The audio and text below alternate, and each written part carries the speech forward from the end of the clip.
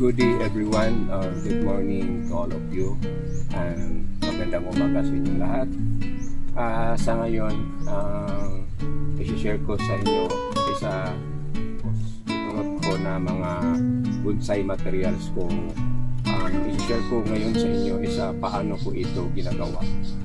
So kung makikita niyo dito, may iba-ibang mga exposed rod na bonsai materials sa Argao, Taiwan. Another Argao, Taiwan sa baba. Yan. I-share ko sa inyo kung paano ko ginagawa with my own idea.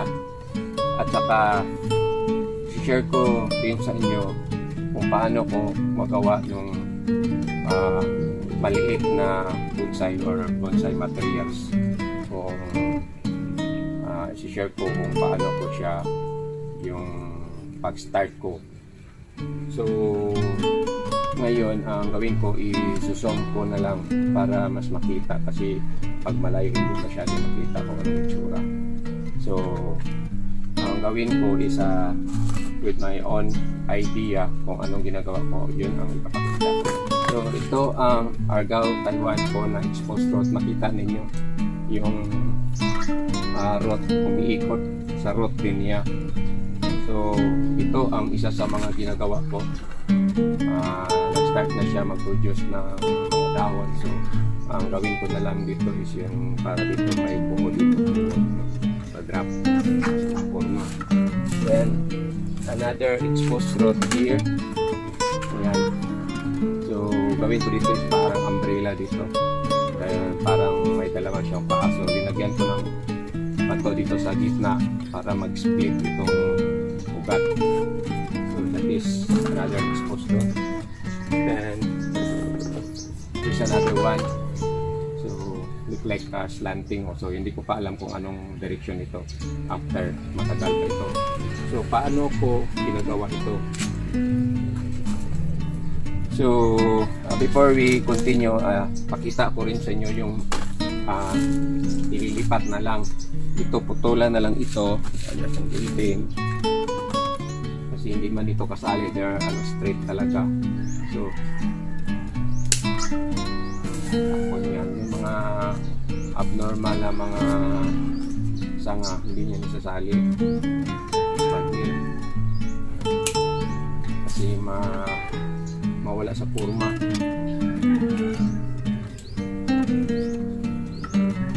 Ayan, problema, maganda na sana may track dito pero nabali. So gawin ko na lang ito para maliit, yan na lang siya. Bali man makarecover yan. So this is natin. So ang ginawa ko nito is if you notice yung sukat ganyan. So ang ginawa ko dito is wala pa itong ugat na ganyan. Yung bakal na coke, yun ang ginunting ko dito sa kabila. Tapos tinanim ko yung materials sa taas, then pataas, tapos pinatong ko dito. So ito mostly ito ang ginawa ko. Like here, kuha tayo ng sample. So this is tugas bato. Yan. So binunot ko lang ito dito sa likod ng aming paligid. So laki na kaunti yun na. So yan.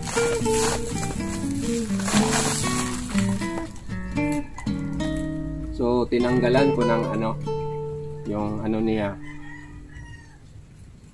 So ang ginawa ko is siyempre matangkad man siya kung sobra. So ang ginawa ko, putulan dito.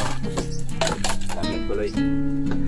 So itong mga tira-tira, isi-seedlings ko rin dyan.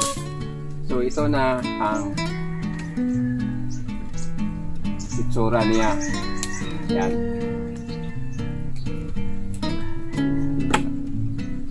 Then, ito ang ginawa ko. Pasok ko siya dito.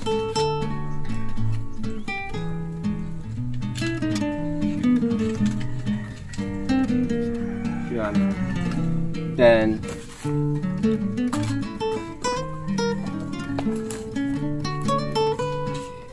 sensya na po yung pag-demo ko.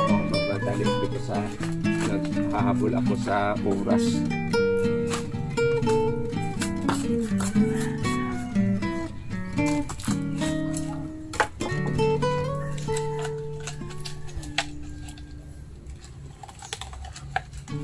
Yan.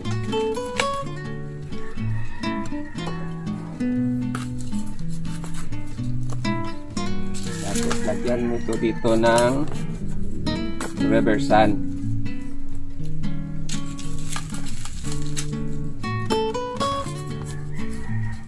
This is for demo purpose only. Pasensya na po, hindi na ganda yung mga suwil ko ginamit. Ang dami pang mga dahon. Kasi ano ko lang ito nung nakuha dun siya kilid. So this is what I am doing with yung magawa ko ng exposed rod. So yan na. Then after na ilagay mo na ito, siyempre mag-germinate or germinate. Tawag yun, magsalinsing. Maglabas ito, hindi maglabas iba yung germinate. Maglabas ito ng mga mga buds, yung mga udlot. Siyempre, kayo na mag-design. So ito, pag after na mag-wild na ito ulit, then sa tingin mo, sa tingin nyo is lumalaki na itong ugat na to, kakatingin ko lang ito. Then buhusan ng tubig, so maging exposed rod na siya. So yun ang ginawa ko with regarding na pinakita ko sa inyo yung mga ginawa kong exposed rod. So ito, ayusin ko ito mamaya, tapos ilagay na ito sa wild. So it takes for a year or how many months. Yun ang paggawa ng exposed rod with my own. Yung sa akin lang, share ko naman sa inyo isa yung magawa ako ng maliit na bonsai. So I have a seedlings here. This is yung ginamit ko, yung sinabi ko ipakita ko sa inyo after. This is Philippine rooting hormones.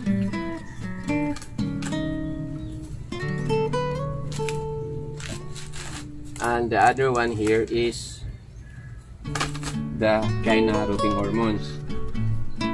So itong mga ito, this is all cuttings of Chinese Soli.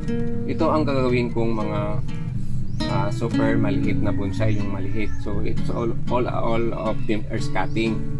So yung nagbunot ako here, hopefully makita, isa may root na siya na lumalabas. So this is China. So kaya ang sabi ko na nauna yung China nag-produce ng yung rooting hormones ng China. So you can see, then ito na ang natin ito kukuha tayo mamaya doon sa product ng Philippines na mangyayari. So this is what I did is so may gamot na siya yan. Okay. So may ugat na siya. So ang gagawin mo na lang is this is what I did para makita sa kanila. Yan. So lagyan ko siya ng soil. Yan. So hindi na yan mamamatay because na mayroon ng gamot. So ira matandog. So yun. So the problem is it easily dry. Yan ang problema nito kasi maliit, sobrang liit. So gawa natin ng solusyon. So before that, I'm going to cut it here para hindi siya masyadong matangkad kasi labas tuloy grabe, hindi ba buds. And itong natitira, ibalik ko naman doon sa para mag-produce ng root. So hopefully it's very close. So ito na, kung makikita, then lagay muna natin dyan kasi mag-demo pa ako sa ibang dito naman sa kabila, try natin kung may rot na ba itong Philippine made na anaa. Anaa naman yung lutein hormones. Ayan, nakikita ninyo, may rot na rin siya. So, yung rot niya hindi nag-start in that sa ilalim, dito sa almost sa taas na. So, para makasya doon siya sa maliit na ginagawa ko na pwede na ito ikakat dito. Yan. So, another naman, baliktad para makita sa camera. So, yan. So, ipa-on ko siya dito yung maliit na pot, mga kinuha ko. This is mineral water cover and Coca-Cola cup or cover ng Coca-Cola, takip. Kasi may nagtanong yun sa vlog ko paano ginagawa ito mga maliit. So this is very parang medyo mahirap. So hindi na po tapos ang hirap ito kasi yung sa tubig supply. So yun na. So it's up to you kung may mga salingsing na mga batch ko lang kasi ito pwede nyo kapingin dyan. Then ang pinakamaganda na gawin na pero hindi pa ito nabubuhay ha. Just a demo only. Kumukuha ako dito. This is ito ang pinakamagandang gawing bonsai may ugat na. So it's already producing some rot. Then this one I'm using China rooting hormones. So bili pa po sa rooting hormones siya. So may kaunti na siyang rot. So medyo na kuan lang niya, nagdali-dali lang taani. So same pa rin kasi ang may ugat man siya dito wala. So pwede ito katingin dito. Ang gamitin nyo is river sand. So itong pinaka the best na gawin na maliit na bonsai because yung yung dahon niya paliit ng paliit. Kung makakita ka na pinakamaliit ng chikto, ganyan kalaki ang dahon. If ever lagi mo itong pinitrim na itong materials. So ito ang gagawin ko. Yan, may rot na siya. Then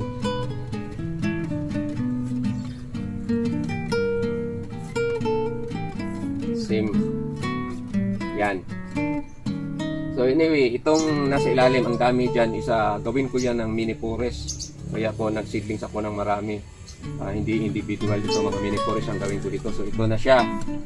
Then, so as I said, kung pag di mo ng ganito, so bali 4 ito. So kuha pa tayo ng ini. So may counting rot. Yan. So may rot siya. Same pa rin. Yan.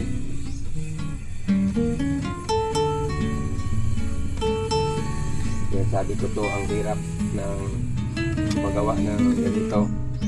So this is only a demo kasi yung rot na bunot ko is maagahan, hindi pa siya not totally matured yung rot. But I'm sure na ito ay mabubuhay na. So ito na ang 4 na ang tanong. Because it's only a small yung paso niya, sobrang liit ng deposit ng soil, it will easily dry.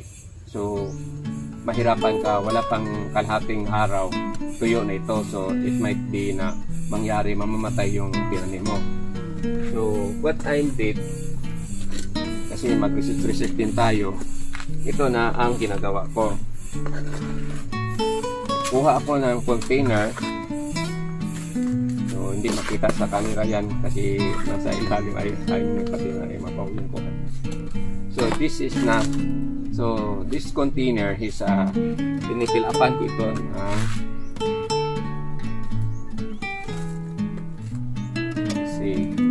soil.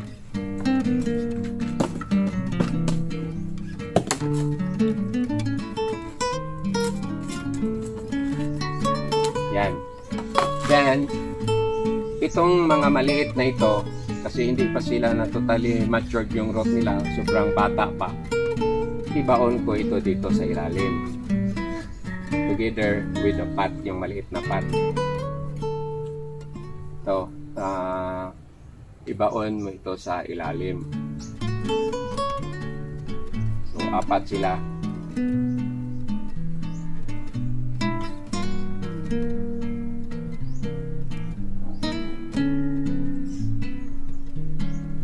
Yan. So, ngayon, hindi na sila basta madaling matuyo because may backup na sila tapos na pa sa ilalim. So, this container will serve them as a pot, secondary pot. So, after mag-produce na ito ng mga maraming dahon, that is time to time, pwede mo nang bunutin. Ang nangyari ito sa amin is dito sa aking mga ganito is nalimutan ko, kaya pag bunot ko puno na ng yung dahol o ng rot. So kaya nagbago na malaki na yung mga puno. So ito, kaya nga ito isa paggawa mo ito, lagyan ito pangalan, yung pizza kailan, tapos time to time bisitahin mo, tingnan mo, gupitan mo.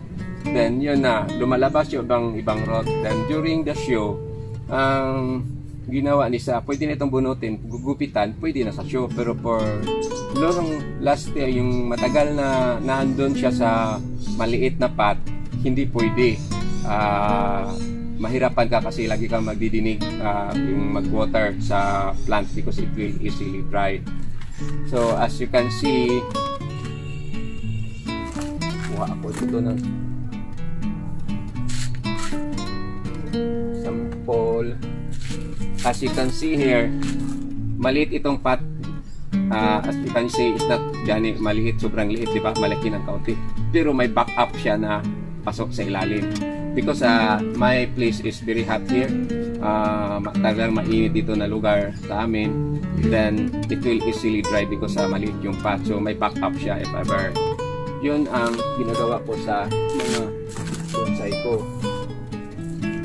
So like this one here, nagawa ko ng mini forest here. Kung nakikita ninyo, nagsimula na siyang maglabas ng mga salingsing or mga buds. Buds bitawag yun, yung mga shoot yata. Yung naglabas na siya. So with this sinisidlings kong mga small piece scale, ito ang iba-back up nito. Ito ang mga main, ito mga malalaki itong puno. This is one niya.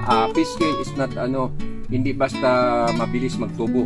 Talagang parang dwarf siya na halaman. Then maganda ito for yung mga pinjing back up siya sa mga malaking bonsai. So kaya nag-seedlings ako ng maraming piece scale. So iba-back up ko ito. Itong gawin kong mini forest na talagang malong piece scale naman. Ang napakaganda nito pag lagi mo itong ginugupit, yung salingsing niya, yung udlot niya, its color is red. Tapos kung makikita mo yung pinakamaliit na yun, yung puto, yun, basta super maliit talaga siya, maganda siya. So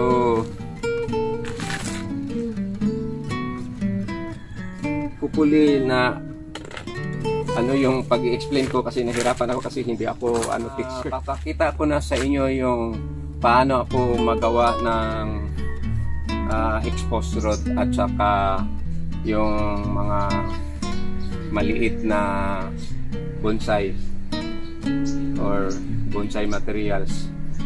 So at saka nasi-share ko na sa inyo yung between the power of the rotting hormones between made in China and made in the Philippines, na both of them are doing na pareha sila. So iba-iba lang siguro yung mixture nila sa mga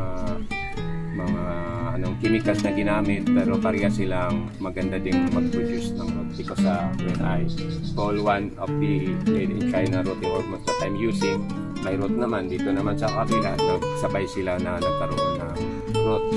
So ito lang ang masishare ko for this day about my exposed rot, bonsai materials, and maliit.